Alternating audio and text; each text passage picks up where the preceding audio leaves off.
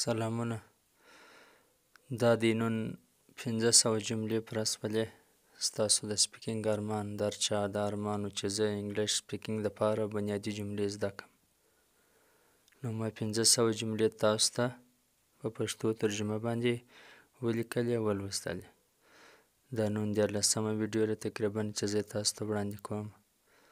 بیا به انشاءالله د دې څه وروسته بیا نور بنیادي ګرامر موږ تاسو ته وایو، ایډوانس او بیسیک. راځئ دا هم راسره ووایاست. Have you ever eaten it before? آیا تا دا مخکې خوړلی دی؟ How do you get to work? ته کار ته څنګه رسې؟ How long does it take? دا څو وخت اخلي؟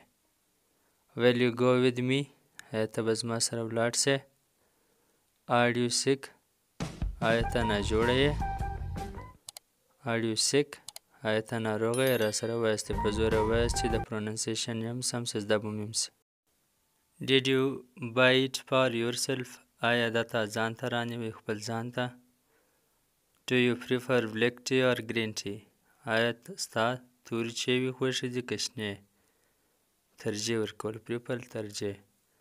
Do you have credit card? credit card لرې؟ It does happen in life. دا خامخا په ژوند کې راځي. Who is your favorite celebrity?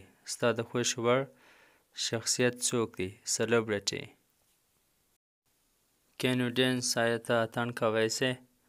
What was your first job? ستا لومړی کار څه و؟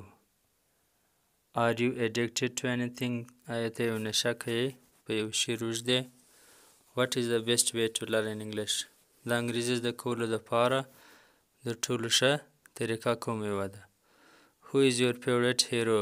ستا د خوښې وړ اتل کوم یو دی؟ favorite د خوښې وړ.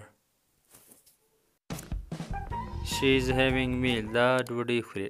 We are having the dinner. موږ د ماخستن ډوډۍ خورو. He is very arrogant. دی ډېر مغروره دی. Our people are very uneducated. زموږ خلک ډېر بې زده کړي، بې تعلیمه دي. You are very ununderstandable human. ته ډېر سرنخلاص انسان یې.